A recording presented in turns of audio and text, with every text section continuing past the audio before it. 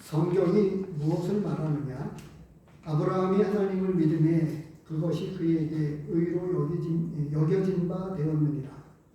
이러한 자에게는 그 삭을 은혜로 여기지 아니하고 빚으로 여기거니와 이를 아니할지라도 경건하지 아니한 자를 의롭다 하시는 이를 믿는 자에게는 그의 믿음을 의로 여기시나니.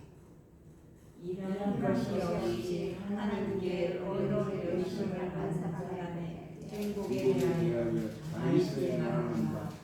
불법이 사함을 받고 죄가 가려짐을 받는 사람들은 복이 있고 주께서 그 죄를 인정하지 아니하실 사람은 복이 있도다 함과 같으니라. 그런즉 이 복이 할례자에게냐 혹은 무할례자에게도냐? 무릇 우리가 말하기를 아브라함에게는 그 믿음이 의로 여겨졌다 하노라. 할례시나 무할례시나 할례시가 아니라 무할례시니라. 그가 할례의 표를 받은 것은 무할례시의 믿음으로 된 의를 인친 것이니 이는 무할례자로서 믿는 모든 자의 조상이 되어 그들도 의로 여기심을 얻게 하려 하심이라.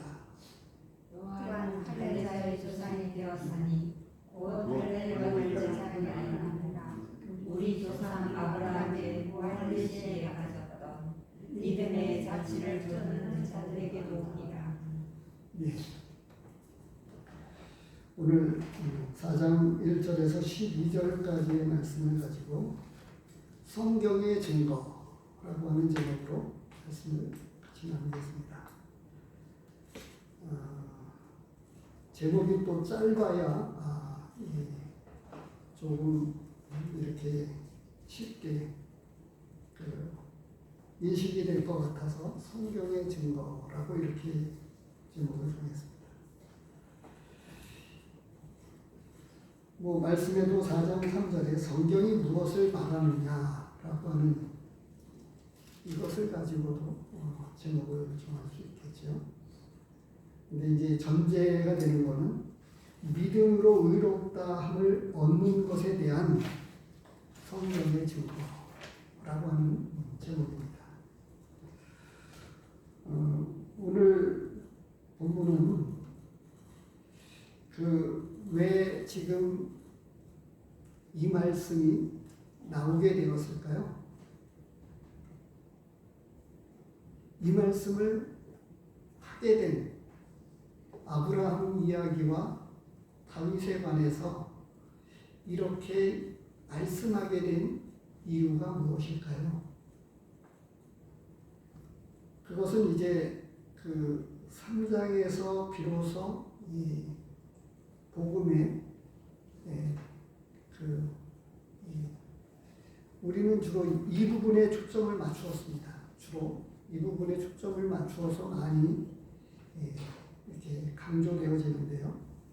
3장 19절에서부터 31절까지의 말씀입니다. 그런데 복음은 심판에 대해서 이야기하는 것도 복음입니다. 그리고 하나님이 우리를 창조하셨다, 인간을 창조하셨다라고 하는 것도 복음입니다. 그리고 구원받은 성도들이 이러이러한 삶을 살아가야 된다라고 하는 것도 복음이라고 하는 사실이에요. 그리고 복음보다 더 큰 주제를 가지고 말씀하고 있는 게 하나님의 나라입니다. 하나님의 나라 안에 가장 중앙에 있는 것이 복음에 관한 내용이죠. 그런데 이 복음 전체를 가지고 이야기하게 될 때에 우리는 지난 시간에 말씀을 드렸던 대로 신분에 대한 것만 많은 곳에서 복음적인 교회들일수록 주로 신분에 대한 것만 많이 이야기를 합니다. 그리고 오늘 말씀을 12절에서 제가 이렇게 잘랐다고 할까요? 이렇게 저기를 했는데 이 말씀이 궁극적으로 무엇을 말씀해 주고 있는 것인지 한번 생각을 해보십시오. 사실 어떻게 놓고 보면 우리는 하나님께서 우리에게 지식을 얻을 수 있는 여기를 주셨어요. 그래서 이해하고 깨닫고 이렇게 하는 데에 큰 역할을 하게 됩니다. 그래서 자칫하면 제가 그런 표현을 많이 썼었는데요. 복음에 대한 이해, 복음에 대한 인지 이런 것이 곧 구원은 아니라고 하는 거예요. 왜냐하면 씨 뿌리는 비유를 통해서도 우리는 알 수 있습니다. 열매를 맺게 될 때까지 비로소 그 전까지는 이제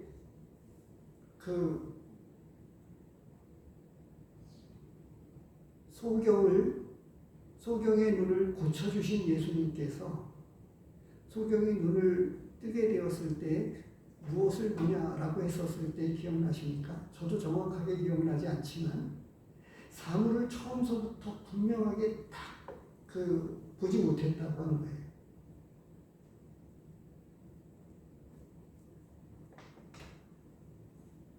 비가 오게 될 때 조그만 조각 같은 것이 보인다고 했던 말씀도 마찬가지입니다.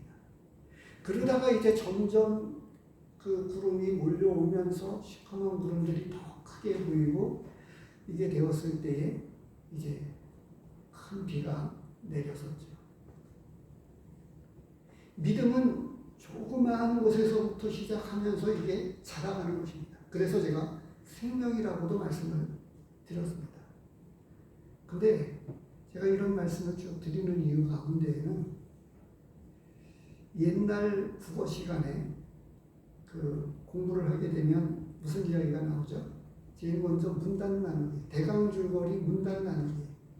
이것만 해도 그렇게 해서 책 한 권의 주제가 무엇이고 그 책에서 무엇을 이야기해 주고 있느냐, 서론, 본론, 결론 이런 내용으로 이해하듯이 이런 것이 사도 바울은 이 로마서를 성령님에 의해서 썼지만 사도 바울의 인격을 무시하고 써내려가지 않았습니다.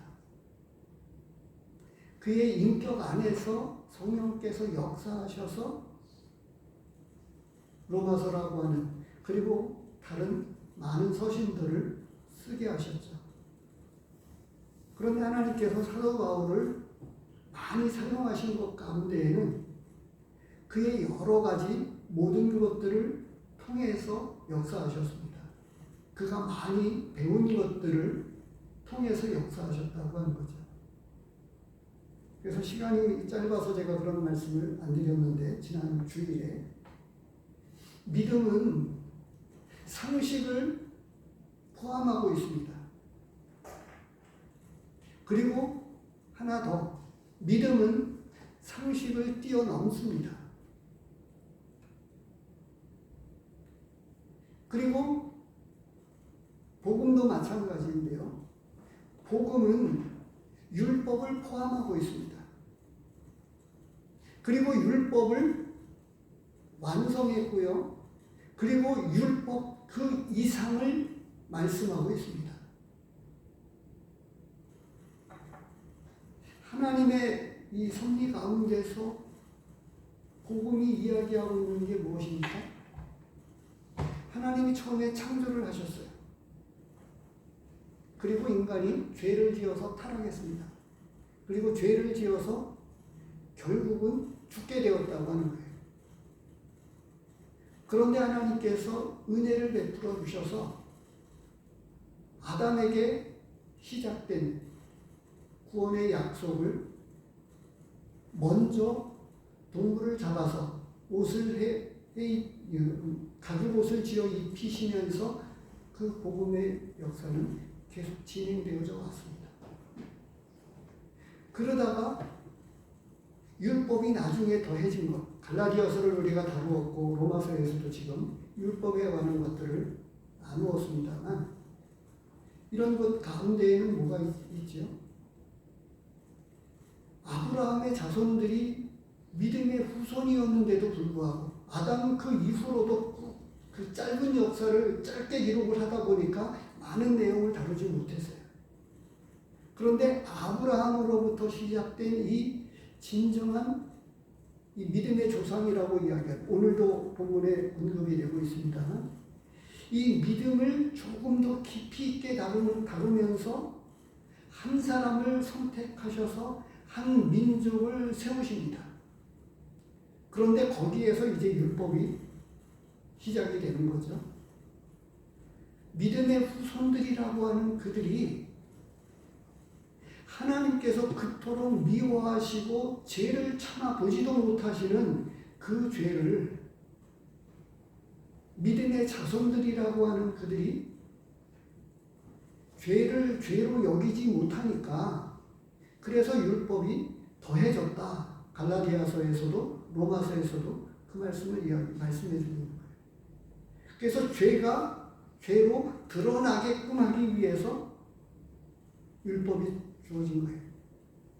그래서 율법을 통해서 농학 선생이라고 말씀을 해 주셨는데 개정개혁에서는 초등교사라고 이렇게 표현되기도 했고요. 그래서 율법 외에 하나님의 은혜가 어떻게 나타나느냐 하면 율법으로는 죄를 깨닫고 그렇게 되면 하나님의 긍휼을 바랄 수밖에 없다고 하는 거죠. 그래서 지난 시간에 제가 정상 참작에 대해서 말씀을 드렸습니다. 이 세상법에서도 정상을 참작하고 뭐 이런 내용들을 통해서 약간의 긍휼을 베풀어주는 정상적으로 이야기하면 죄에 마땅한 이 형벌을 내리자면 그보다 더 심한 형을 내릴 수밖에 없는데 근데 그의 정상을 참작해서 조금 적게 형벌을 적게 내린다고 하는 거죠. 오늘 본문에서 이 말씀을 하게 된 이유의 배경을 가만히 보십시오. 4장 1절에 어떻게 시작되고 있습니까? 그런즉 이렇게 시작이 되고 있습니다. 그러면 31절이나 그 앞에 바로 나와 있는 배경을 전제로 한다고 하는 거예요. 그리고 그런 시간이 짧아서 지난 시간 수요일 날에도 지금 그런 말씀을 같이 말씀을 드리지 못했는데 31절 마지막에 어떻게 되어 있어요? 도리어 율법을 굳게 세우느니라. 율법을 통해서 섬기는 것은 아니지만 그러나 율법을 완전히 무시하지 않는다고 하는 거예요. 그래서 제가 아까 복음은 율법을 포함하고 있다라고 말씀을 한 것은 우리는 지나치게 의롭다함을 얻는 이 한쪽 측면만 그것만 초점을 맞추다 보니까 그 살이 붙어 있고 이 나와 있는 이런 배경들을 무시하기 때문에 그런 거예요. 그러다 보니까 어떻게 되어집니까? 복음적인 교회와 복음을 잘못 오해가 되어지면 아무렇게나 살아도 되는 것으로 오해가 되어집니다. 그러면 죄를 지어도 상관이 없겠느냐 라고 하는 문제를 로마서에서도 다루고 있죠. 근데 그렇게까지는 표현되어지지 않지만 실상을 가만히 보십시오. 구원받았다고 하는 분들의 삶의 기준이 어디에 있죠? 답을 이야기할 때는 하나님의 말씀으로 살면 된다라고 이야기하지만 그거는 피상적인 답이라고 하는 거예요. 실제는 보십시오. 오늘날 우리 주변에서 흔히 보는데요. 큐티라고 이야기할 수 있는 매일 정말 그 중요한 시간을 말씀과 더불어 보내고 있는 성도들이 얼마나 될까요?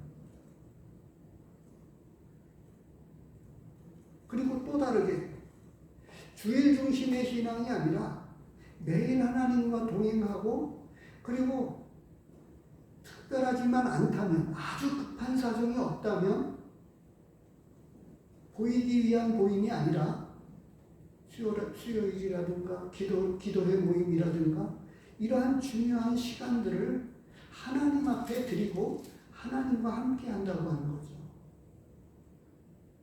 그러면 별로 구원받았다고 하는 많은 분들의 삶의 일상적인 많은 면들을 놓고 볼 때 어떻습니까? 말씀의 기준이 별로 없는 거예요.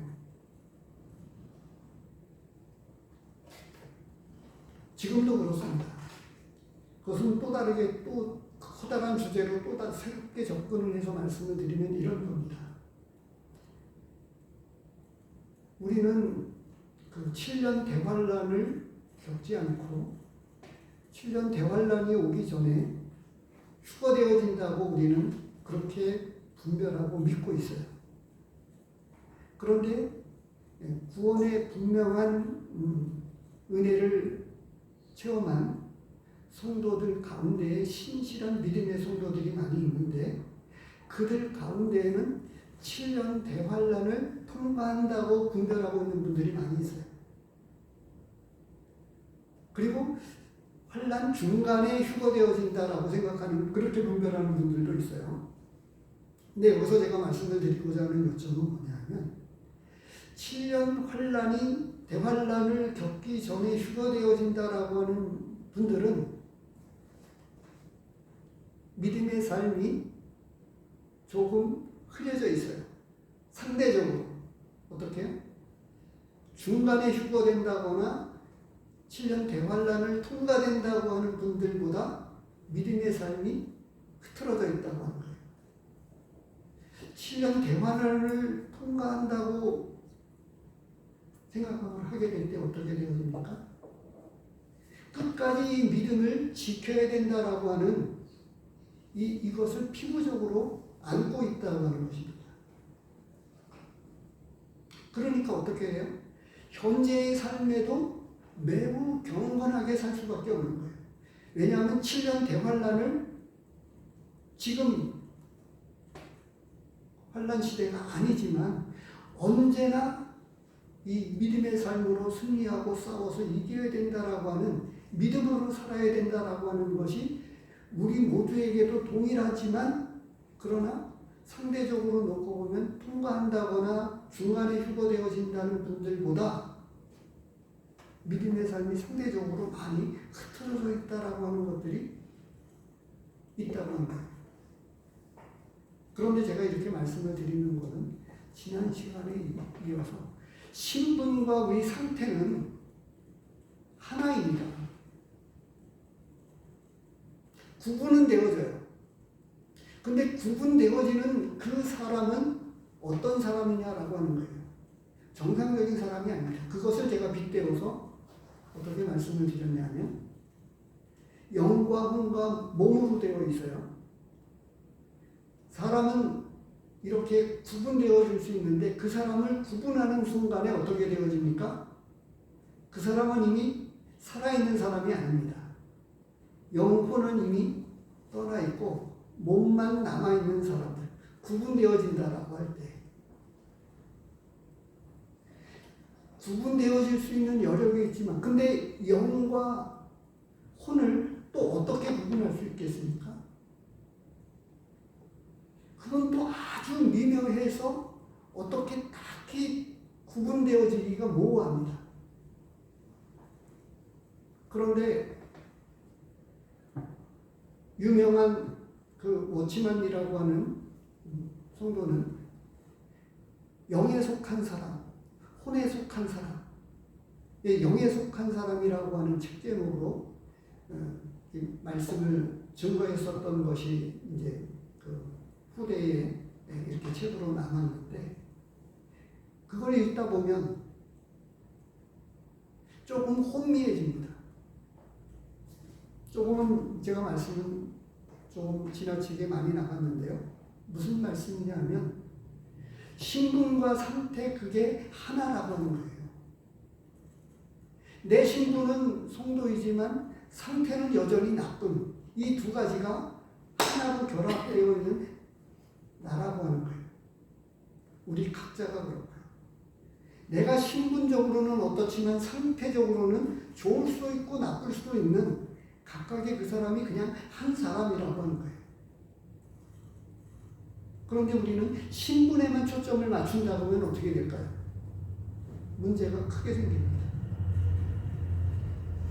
신분과 상태는 궁극적으로 동전의 양면과 같아서 하나입니다. 오늘 그것을 본문은 더 실감나게 말씀을 해주고 있습니다. 율법을 굳게 세우는데 왜 이런 말씀이 나옵니까? 율법을 굳게 세우다 보면 아브라함 이야기를 하지 않을 수 없는 거예요. 믿음으로 의롭다함을 얻는 것에 대해서 믿음의 조상이라고 이야기하고 있는 성경 전체에서 이제 그 믿음을 심도 있게 확실하게 드러내서 말씀하기 시작한 그 본을 아브라함으로부터 시작되었거든요. 그래서 아브라함이 모든 믿는 사람들의 조상이라고 오늘 본문에서도 말씀을 해주고 있는데 아브라함이 믿음으로 의롭다함을 얻은 것에 대해서 오늘 본문은 첫째로 이야기하고 있습니다. 성경의 증거는 앞에서 이야기했던 내용에 이어서 믿음으로 의롭다함을 얻는 것에 대해서 분명하게 증거하고 있다는 거예요. 그것을 아브라함이라고 하는 한 사람으로부터 하나님의 말씀은 아주 강력하게 그리고 분명하게 증거해 주고 있다고 하는 것입니다. 근데 이 말씀을 하게 된 이 오늘 인용한 구약에 있는 말씀을 인용한 부분을 창세기 15장 말씀 그것을 직접적으로 찾아가서 한번 보겠습니다.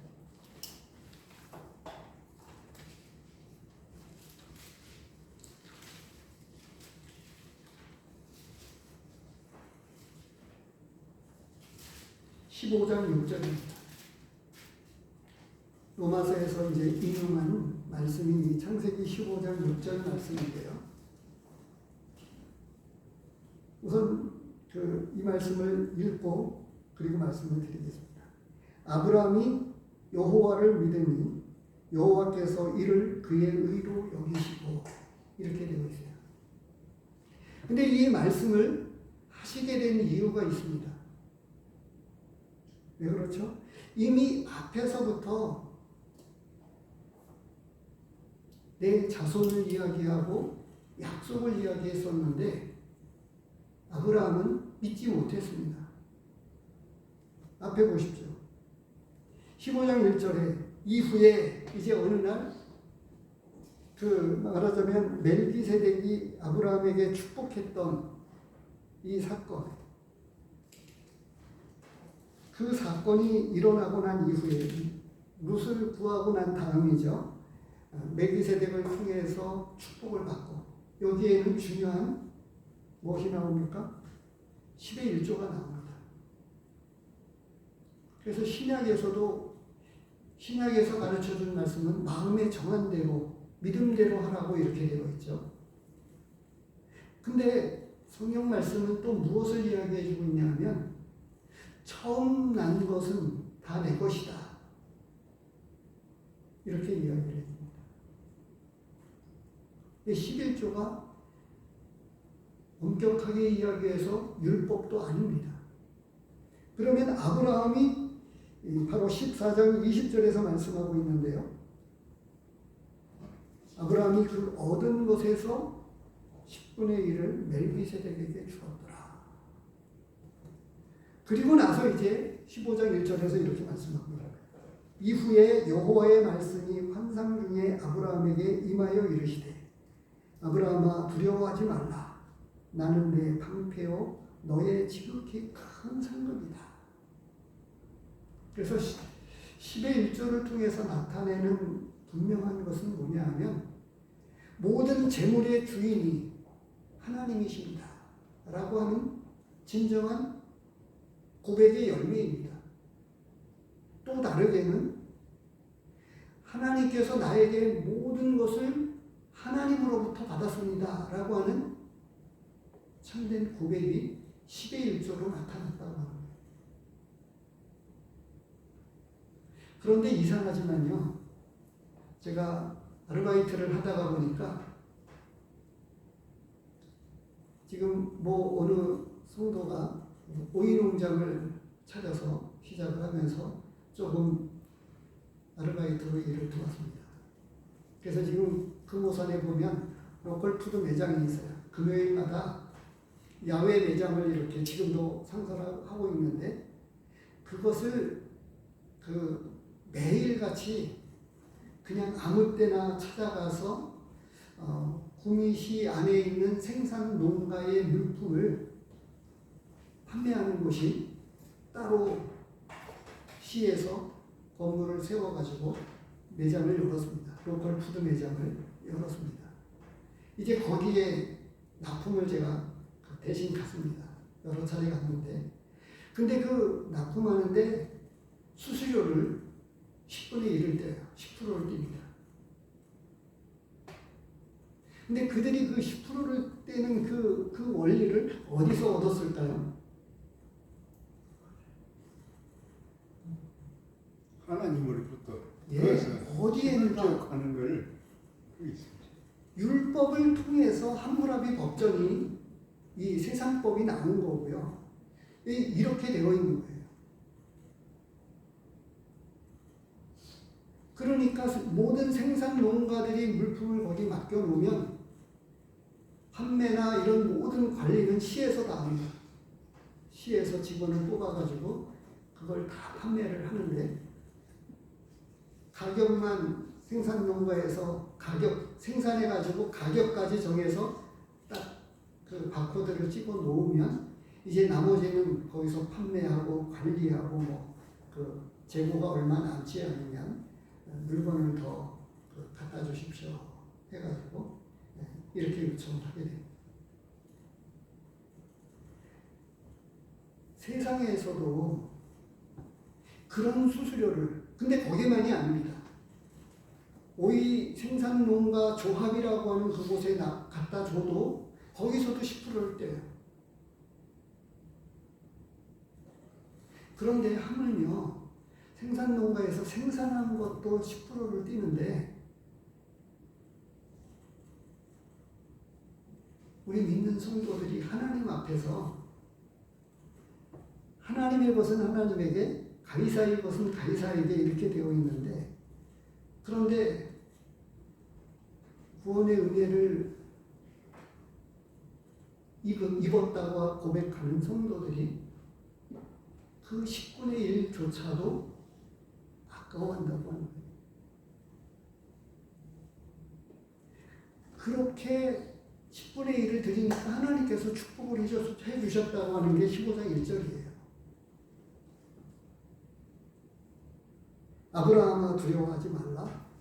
나는 내 방패요 너의 지극히 큰 상급이다. 하나님이 상급이라고 하면 나머지는 다 하나님의 것은 다 내 것이 돼요. 하나님이 나에게 상급으로 주셨으니까 하나님이 우리에게 상급으로 오셨으니까 하나님이 주인된 모든 것이 다 내 것이 되어집니다. 그렇죠? 그런데 이제 문제는 2절에 보니까 어떻게 2절 3절의 이야기를 들어보면 어떻게 돼요? 이미 아브라함에게 내게 자식을 주겠다고 한 약속은 이미 있어 왔는데 그걸 믿지 못해가지고 어떻게 했습니까? 척을 들여서도 뭐 이런 많은 과정 생기기 이미 있었는데 이런 과정 속에서 아브라함이 2절 보면 아브라함이 이르시되 주 여호와여 무엇을 내게 주시려 하나이까? 나는 자식이 없사오니 나의 상속자는 이 다메섹 사람 엘리에셀입니다. 3절 아브라함이 또 이르되 주께서 내게 씨를 주지 아니하셨으니 내 집에서 길린 자가 내 상속자가 될 것이니이다. 근데 이제 다시금 분명하게 또 말씀을 하십니다. 4절 여호와의 말씀이 그에게 임하여 이르시되 그 사람이 내 상속자가 아니라 내 몸에서 날 자가 내 상속자가 되리라 하시고 내 몸에서 분명한 씨를 통해서 자식을 주실 것이다 라고 하는 약속을 주셨다고 합니다. 근데 이 약속을 이제 5절 말씀을 더 하시고 난 다음에 내 씨가 창대해질 것이다. 큰 민족을 이루실 것이다. 이렇게까지 말씀을 하시니까 이제서야 비로소 제대로 된 믿음이 자라서 어떻게 되어져요? 6절에 비로소 아브라함이 여호와를 믿으니 엘리에셀도 아니구나. 내 생각이 너무 앞섰구나. 이제 비로소 하나님을 믿게 되었다고 하는 거예요. 근데 그 믿음을 하나님은 의롭게 여기셨다라고 이렇게 말씀을 해주시고 있는 거예요.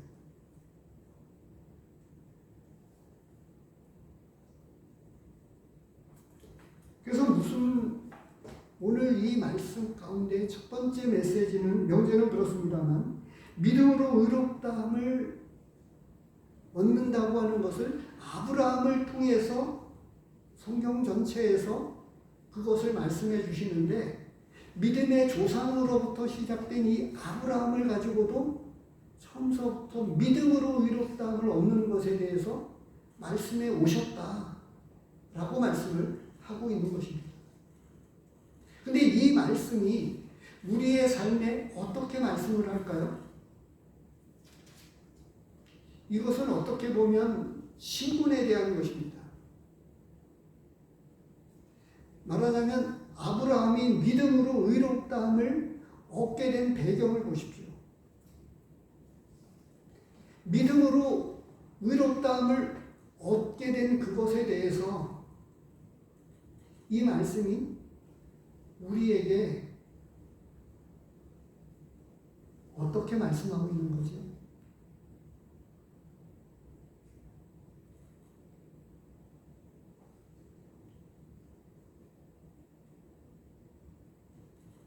내가 구원받았다라고 하는 것에 대해서는 이야기할 수 있는데요.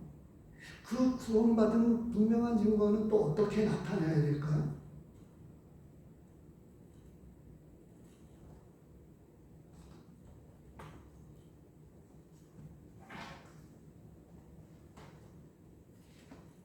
로마서에 보면 그 이후에 다시 또 언급이 됩니다만 뭐라고 이야기하죠? 믿음이 약하여지지 아니하고 이렇게 되어 있어요.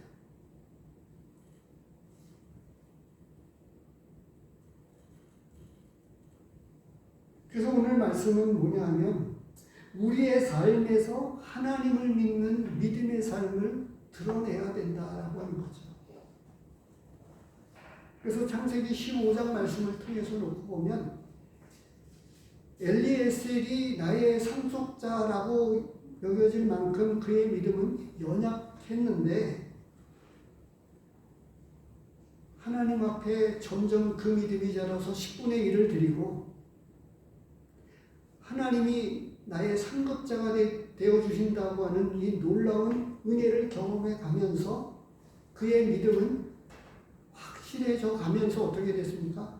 하나님을 믿었다고 하는 거예요. 그렇게 말씀하신 하나님을 믿었다고 하는 거예요. 그 믿음을 의로 여기셨다라고 말씀을 하고 있는 거예요. 그래서 여전히 우리도 우리의 연약한 가운데서 우리가 점점 더 분명해져서 우리의 삶을 통해서 믿음의 삶이 궁극적으로 드러나야 된다라고 하는 거예요. 믿음으로 의롭다 하는 것을 오늘 본문 말씀을 첫째로 분명하게 이미 앞에서 다루었던 3장에서 다루었던 말씀을 반복해서 이야기하고 있는 것 같은데요.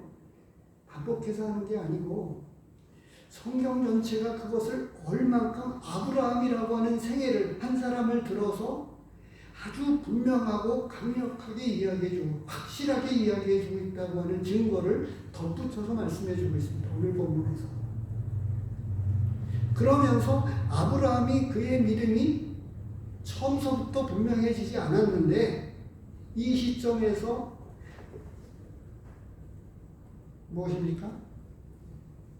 15장 6절에 아브라함이 여호와를 믿으니 라고 했던 이 부분은 처음서부터 그 믿음이 분명해지지는 않았지만 연약했지만 그의 믿음을 확실하게 이제 분명하게 믿게 되었을 때에 그의 믿음을 의로 여기셨다 라고 말씀을 해주셨습니다. 그러면 무엇이죠?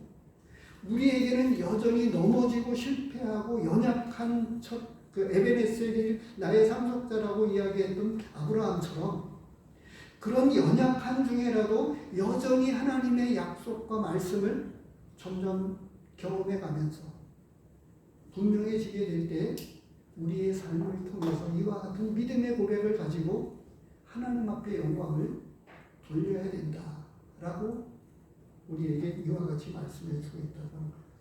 본문으로 돌아와서요. 두 번째로 뭐냐 하면 믿음으로 얻은 의에 대한 복을 성경의 증거는 다윗을 통해서 말씀해 주고 있다는 거예요.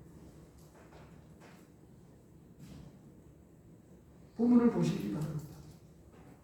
그래서 말씀은 이 3절까지가 바로 이 아브라함을 통해서 믿음으로 의롭다함을 얻은 것을 성경은 증거하고 있다라고 하는 것을 말씀해 주고 있고요. 4절서부터 무엇을 이야기해 주고 있습니까? 믿음으로 얻은 의에 대한 복을 다윗을 통해서 증거해 주고 있는데 그것은 뭐냐 하면 일하지 않았지만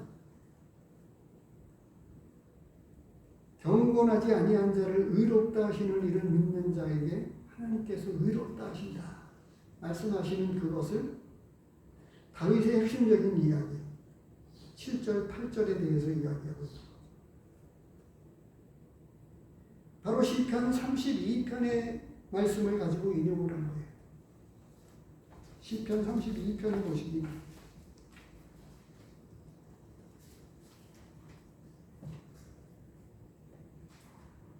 구약에 있는 말씀을 인용하게 된 배경을 단순한 그 말씀을 인용했다기보다는 제가 창세기 15장 말씀을 앞에 가서 보았듯이 32장에 가서 보게 되면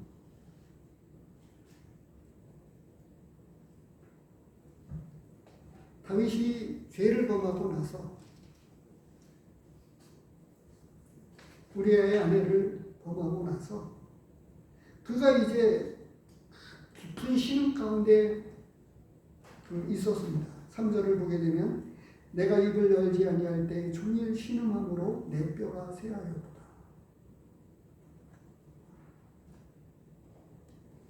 근데 지난 시간에도 그런 말씀을 좀 드렸는데요. 구원받은 성도가 이렇게 깊은 내적으로 통해하는 이 회개 이것이 얼만큼 있을까요? 다윗과 같이. 다시 한번 말씀을 드리면 우리는 이미 용서 다 받았다고 하는 이것이 먼저 다가와서 다윗과 같이 이렇게 통회하고 부르짖고 우린 그가 얼만큼 그 깊은 가운데에서 통회했는가를 보게 될 때 이 말씀이 이해가 되어집니까? 내가 입을 열지 아니할 때 종일 신음했다. 내 뼈가 쇠하였다. 마음의 근심은 뼈로 마르게 한다라고 하는 장원의 말씀이 있는데요. 그 말씀은 이 시편 32편 3절 말씀과도 연결이 되어집니다. 어떻게? 신음함으로 내 뼈가 쇠하였다. 하나님 앞에 죄를 지은 이것 때문에 밥맛이 없고 뼈가 마를 정도로의 깊은 고통이 신음했다라고 표현할 만큼 고통이 있었어요. 영적인 고통이 있었던 거죠. 바로 이런 거가 무엇을 이야기해 주고 있죠? 성령께서 주시는 회개입니다. 내가 그것을 자유로 되어지는 게 아니고 성령께서 역사하셔서 내 마음을 움직이실 때에 이와 같은 깊은 통해가 우러나오는 거죠. 그래서 복음을 어떤 머리로 지식으로 이해되어질 때 거기서 끝납니다. 근데 머리로 이해되어진 게 아니라 내 가슴으로부터 그 십자가에 못 박혀 죽으신 주님을 생각하게 될 때 어떻게 되어집니까? 놀라운 감격이 임하게 되는 거죠. 그래서 어떤 사람에게는 처음서부터 그 기쁨은 분명치 않지만 그러나 그것이 영적으로 성령에 의해서 그렇게 되어졌을 때 점점 커져가서 어떻게 되어집니까? 정말 놀라운 기쁨 안에 환희와 기쁨과 만족을 그 안에서 누리게 되는 거죠. 그리고 나서 나오는 말씀입니다. 5절 말씀에 보면 내가 이르기를 내 허물을 여호와께 자복하리라 하고 주께 내 죄를 아뢰고 내 죄악을 숨기지 아니하였더니 곧 주께서 내 죄악을 사하셨나이다. 바로 이와 같이 바로 1, 2절 말씀을 이미 언급했지만 이 말씀이 이런 배경하에 바로 3절에서부터 나오는 이런 배경하에 1절, 2절이 기록되었다고 합니다. 1절에 뭐라고 되어 있어요? 허물의 사함을 받고 자신의 죄가 가려진 자는 복이 있도다.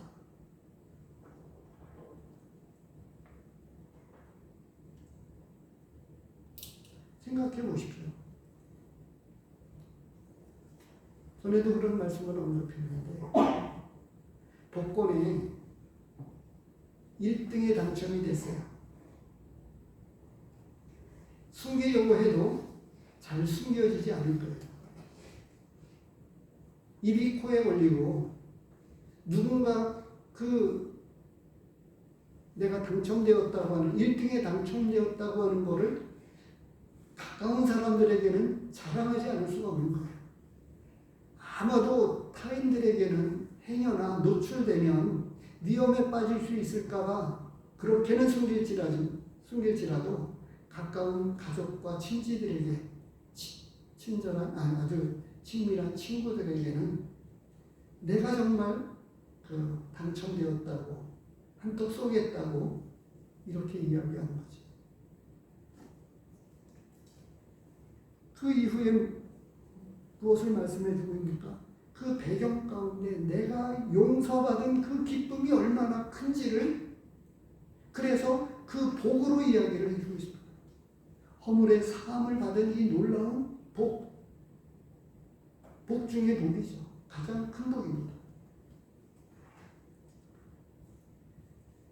바로 이 믿음으로 얻는 복이 우리의 죄가 용서받았다고 하는 이것에 대해서 도매꿈으로 넘어가는 게 아니고요. 다시 한번 말씀을 드리면 우리는 오늘도 내일도 죄를 짓게 되는데 그 죄가 십자가에 흘리신 보혈로 내가 용서를 받는 거예요.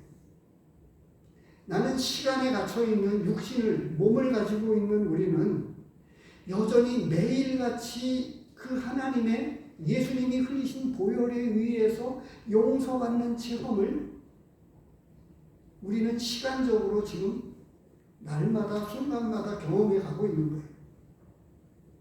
그런데 구원받을 때 이미 미래의 죄까지 다 용서받았다고 해서 도매꿈으로 넘길 수가 없습니다. 생각해 보세요. 다윗이 그 큰 죄를 짓고 하나님 앞에서 자복하게 되었을 때 그리고 비로소 영적인 자유가 시편 31편을 보시기 바랍니다.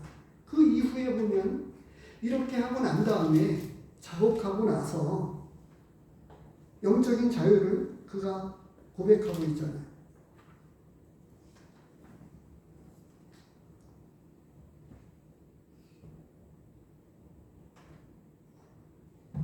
5절에 비로소 그는 그런 진실된 하나님 앞에서의 회개와 자복 이후에 곧 주께서 내 죄악을 사하셨나이다.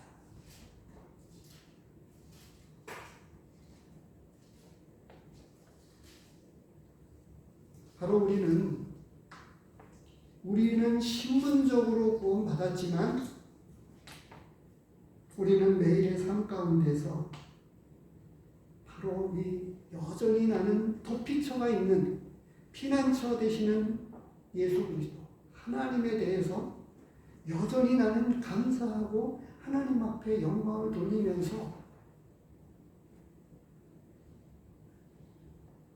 그러니까 영적인 감각이 무디어져 가는 성도들이 잘할 수가 없는 거예요. 왜냐하면 진실한 회개를 통해서 이 영적 체험을 하나님 앞에서 해나가야 되는데 이론적으로 경험해가는 성도들이 어떻게 돼요? 다윗이 체험했던 회개와 고백을 통해서 하나님 앞에 진정한 자유, 용서하심에 대한 영적인 자유를 다시금, 그래서 그것을 시편 51편에서는 이렇게 고백을 하죠. 구원의 즐거움을 회복시켜달라고 고백하잖아요. 그런데 이와 같은 진실된 고백 가운데, 회개 가운데에 구원의 즐거움이 회복되어졌다고 하는 것입니다. 그래서 32편만 가지고 놓고 보면 또 조금 애매할 수 있는데 다시금 그 깊은 그 회개가 넘쳐나는 52편에 가서 보면 그 중간에 그런 그 깊은 회개 가운데에 구원의 즐거움을 회복시켜달라고 하는 그 간구가 그 속에 담겨져 있어서 그래서 이 피난처 되시는 하나님께 감사하고 이 진정한 감사가 넘쳐나는 거죠. 그래서 지난 주일날 제가 말씀을 드렸습니다만 어떻게 되어집니까? 말씀을 읽을 때 무엇을 할 때마다 감사가 넘쳐날 수밖에 없는 거예요. 내가 이러한데 오늘 말씀에도 보니까 그 지난 주일에는 제가 그 함께 나누었습니다만 오늘 읽은 그 에스더서 9장 말씀을 보면 어떻게 되어집니까? 존귀한 자로 높임을 받아요. 에스더 9장 말씀을 잠시 보겠습니다.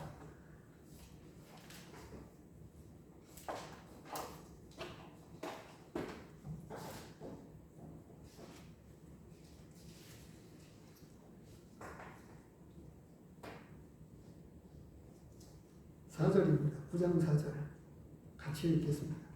구약성경 758쪽입니다.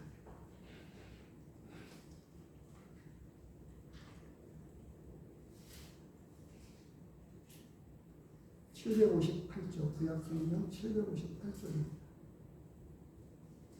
에스더서 9장 4절입니다. 시작. 모르드게가 왕궁에서 존귀하여 점점 창대하네. 이 사람 모르드게의 명성이 각 지방에 퍼지더라. 근데 우리가 생각하는 각 지방이 아니에요. 강원도, 전라도 이게 아니고요. 페르시아라고 하는 거대 제국에 오늘날로 이야기하면 조그만 나라들, 그 나라들에게 퍼졌다고 합니다. 그리고 이 2절, 3절 말씀을 읽어보면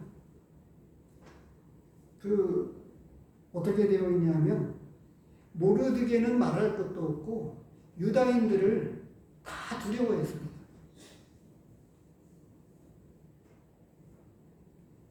이 절 마지막에 보십시오. 모든 민족이 그들을 두려워하여 능히 막을 자가 없고 이렇게 되어 있어요. 3절에도 끝에 보면 모르드게를 두려워함으로 다 유다인을 도우니 이렇게 되어 있어요. 그리고 그 명성이 각 민족별로 수많은 민족들에게 퍼져나가서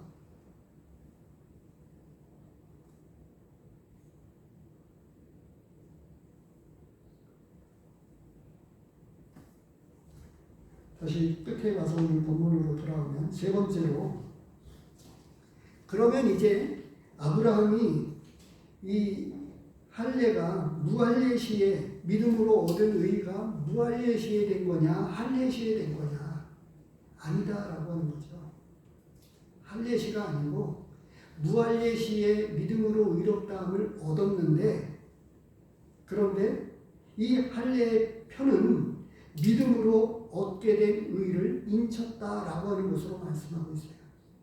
우리가 구원받은 증거를 확실하게 하게 되었을 때 어떻게 돼요? 침례를 주었듯이, 침례가 곧 구원은 아닌데 구원받았다고 하는 분명한 감정을 통해서 증거를 삼는 것이 이제 침례를 통해서 이루어지는 것처럼, 유대인의 표는 하나님의 백성된 표를 할례라고 하는 것으로 삼았다고 하는 것입니다. 그런데 이제 문제는 이 말씀을 통해서 한 가지 더 우리는 알아야 되는 것은, 아브라함이 너로부터 수많은 민족을 이루게 될 것이다, 이렇게 말씀을 해주셨어요. 마찬가지입니다. 오늘 본문에서 그것을 말씀해 주고 있는데, 11절에서 보면, 11절 12절에 보면 모든 믿는 자의 조상이 되었다, 11절에서 그렇게 말씀을 해주시고, 12절에서는 믿음의 자취를 따르는 자들에게도 그러하니라 이렇게 말씀해 주고 있습니다.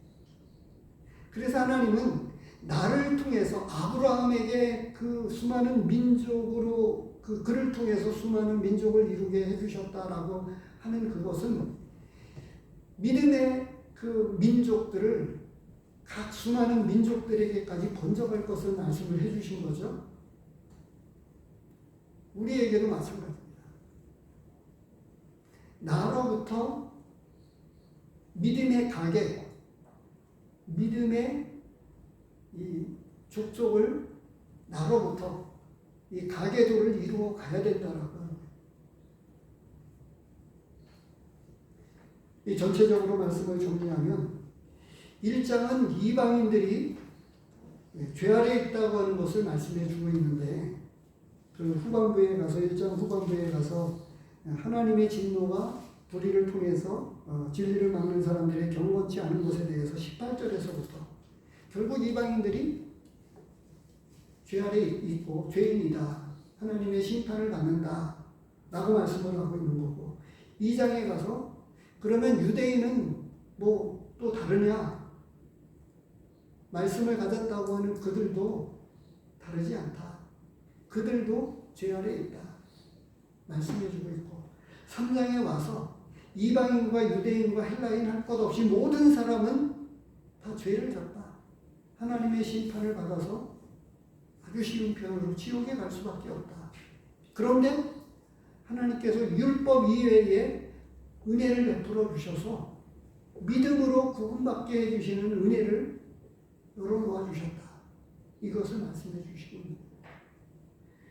그리고 율법을 통해서가 아닌 하나님의 은혜로 값없이 의롭다함을 믿음으로 얻게 되는 이 진리를 드러내 주셨는데, 이것이 성경 전체에서 이야기해 주고 있는 건데, 믿음의 조상이라고 이야기하고 있는 아브라함으로부터 성경은 증거해 주고 있다. 그리고 다윗을 통해서도 또 여전히 그 흐름 속에서 증거해 오고 있는데, 아브라함이 그렇게 범죄했는데 하나님께서 용서해 주셨다.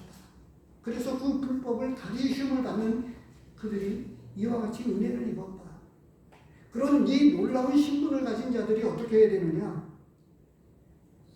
첫 번째 말씀을 드렸듯이 아브라함이 그 연약한 중에 분명해져서 그의 삶 가운데서 믿음을 드러냈듯이 우리의 삶 가운데서 이 믿음은 점점 자라서 더 커져가야 되고, 그래서 우리의 믿음의 삶이 드러나는 것들을 통해서 하나님 앞에 영광을 돌려야 되고, 그리고 우리가 그런 수많은 허물들의 용서를 받고 이렇게 되어진다면 하나님 앞에 정말 감사하지 않을 수가 없는 거죠.